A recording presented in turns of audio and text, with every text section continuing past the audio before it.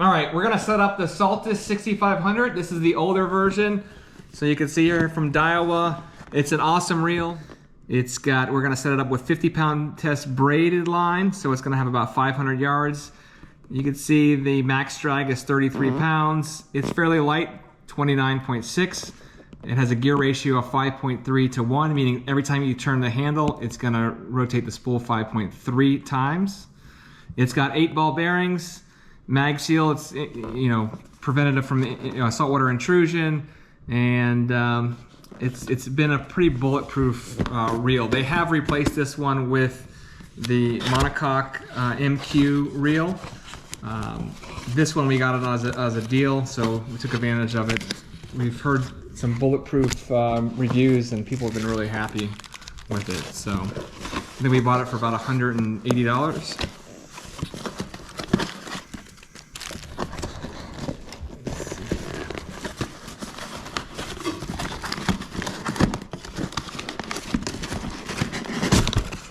Put it in there. All right.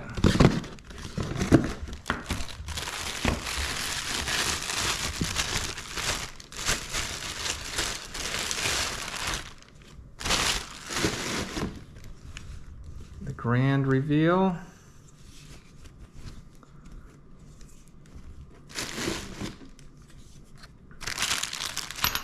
There you go. So it's pretty sealed, they said. We're gonna use this one for basically saltwater fishing, where we're going to use it as kind of a flat line, bottom fishing line. You can also use it for jigging rod, but it looks pretty sweet.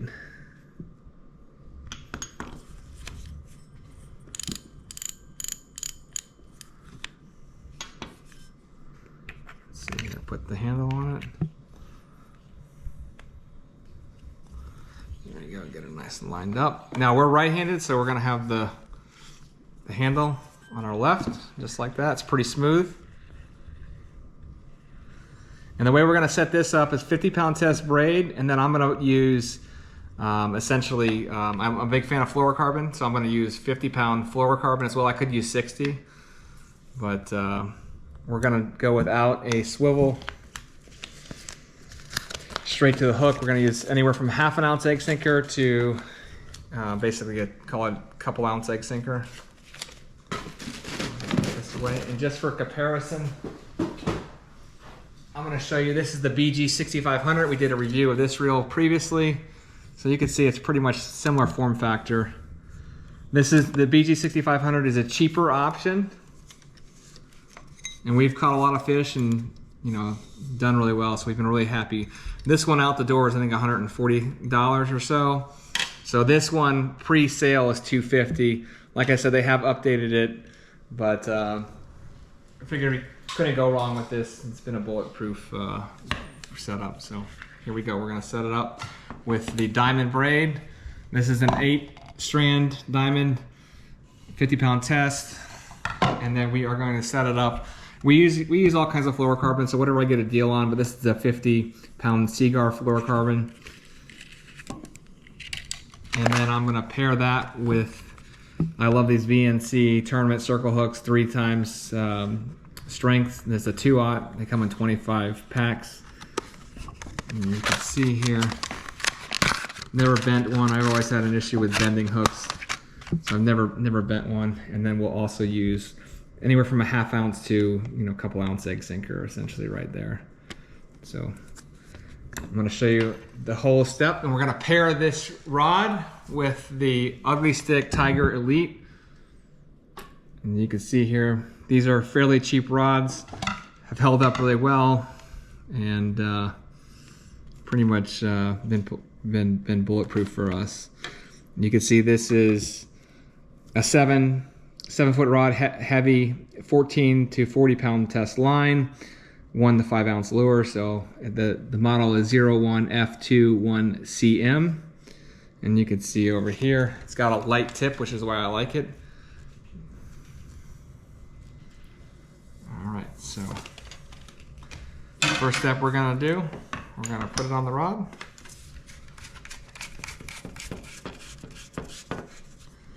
sure it's nice and tight. There you go. We'll take this off right here. This is the ugly sticker.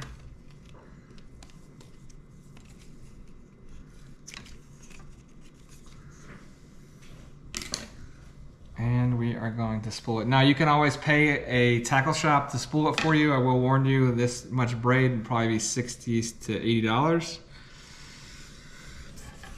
Whereas I buy it in bulk and just put it on. This is a braid ready spool as well.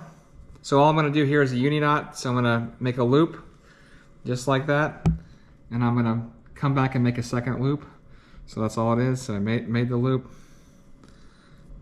And then I'm gonna go through 4 or 5 times. 2, 3, 4, 5, and pull it tight. And I'll cut off this tag end before I cinch it down. So if you get to this point and you've lost all your line, you don't want like a super tight knot. We're gonna tighten it down. Just like that. Alright, so now what we're gonna do, flip the bail. It's gonna rest right there. It's a non-automatic bail, meaning like when you flip when you turn the handle, the bail is not gonna automatically flip like that. So you have to actually do it. So we are going to spool this up. We're gonna keep some pressure on it. Sometimes I recommend when I do this, like having a towel and holding the towel. Gain a little extra, like a little bit of extra resistance. All right, so we're gonna check back. We're gonna add this, and you can see here too. Let's see here. We're gonna come right up to the edge of this with this, but we'll fill it up, and we'll come back to you in just a second. All right, so we've pretty much filled it up all the way. This is about 500 yards of line. So plenty of line. We're gonna basically cut at the end here. Okay, so we're gonna spool it up. And this rod we use to focus on, like I said, primarily bottom fishing, drift fishing out the back when we're anchored up. You're gonna, well, basically let it float back and get to the strike zone. So you want to use just enough weight to essentially get down to the bottom slowly. It depends on how much current you're in, of course. But here we go. So now I'm going to show you the way to connect the fluorocarbon. And I'm a big fan of fluorocarbon, always have. I think you only get so many opportunities to fish. So what we're going to do here, this is the 50 pound. We're going to make a loop, just like that. We're going to take our tag end of the braid, and we're going to go through. We're going to pinch it, just like this. Give ourselves a little bit of plenty of room, extra slack here. And we're gonna go up 10. We're gonna go around it 10 times. 1, 2, 3. Try not to go on, like fold it back on itself. 3, 4, 5, 6, 7, 8, 9, 10. So we're gonna pinch the back end of it there. We're gonna go down 1. We're gonna go down 10 now, back to the hole. 2, 3, 4,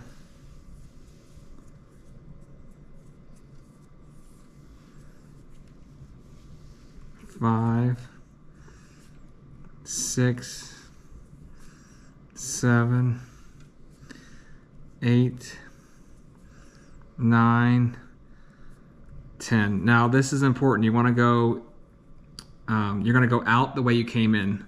So you see the line is going that way. That's the way you wanna go. If you go the opposite way, the whole knot will unravel. So we're gonna put it through there.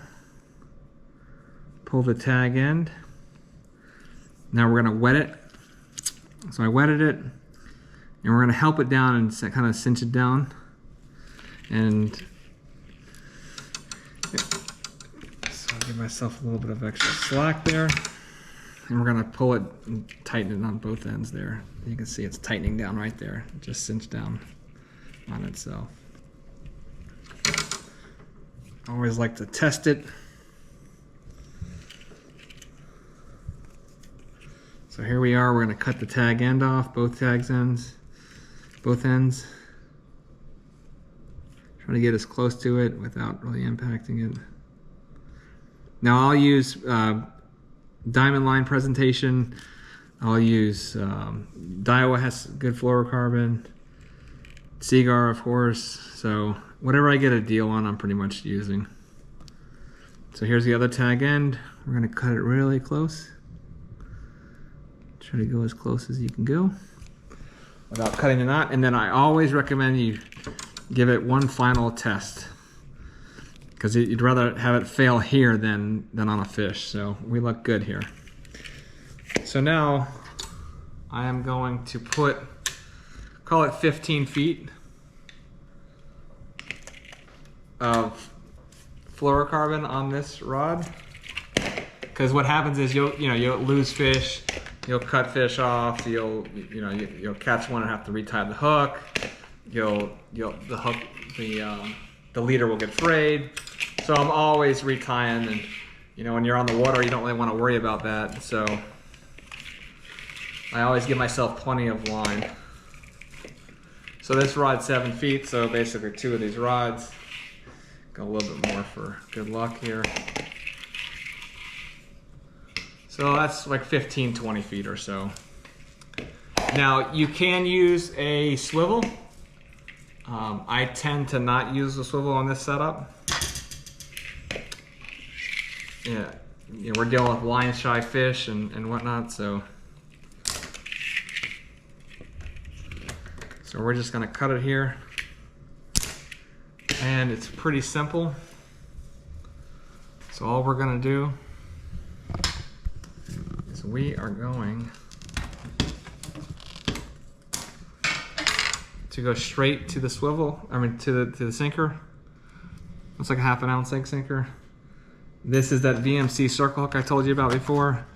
It's the 8386 BN. It's a 2/0. This is a 25 pack. I buy it from a tackle shop. It's $10 for each package. So you can see here, I'm gonna basically snell the hook. So end of the tag end goes in here through the eye of the hook. Pull it through, give yourself a little bit of extra slack, make a loop, pinch down on the end of that loop,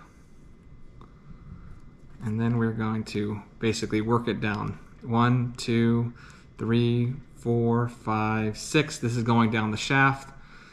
I'll do an extra one for good luck. So now you have a loop here. You're gonna take the tag end, go through the loop. This is where if you have a pair of pliers, it does help. I basically kind of will work this knot down, just help it down. Try not to chafe up your leader. So I'll pull the tag in a lot of times, just like that. There we go. So I was able to pull it down. And you can see there, it's sitting pretty. So that has cinched down on itself. It's not gonna go anywhere.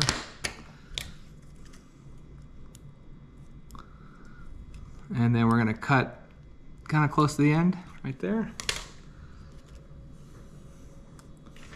And so that is how you do it, just like that. So this is a free sliding sinker. And if we have to, if we're in a more current, I find if you're under 100 feet of water for Jacksonville, we fish off Jacksonville, Florida, this is probably gonna be more than sufficient. I have found times when you're in a little bit more current, then you need a little bit bigger bank sinker. But you can also put on there a double hook rig too. We showed you how to hook up on one of those and set up that setup. But this is kind of our go-to setup here for snapper and grouper and cobia. You ever get a free swimming fish like a dolphin swims up next to the boat, or you see a cobia, this is an awesome rig. You're gonna hook up with them, and guess what? You will not be unprepared with this setup. So if you like the video, make sure you like and subscribe. We got a lot of good content coming up, a lot of good fishing videos, a lot of good tackle reviews. So hope you'll join us on this adventure. We'll see you guys soon.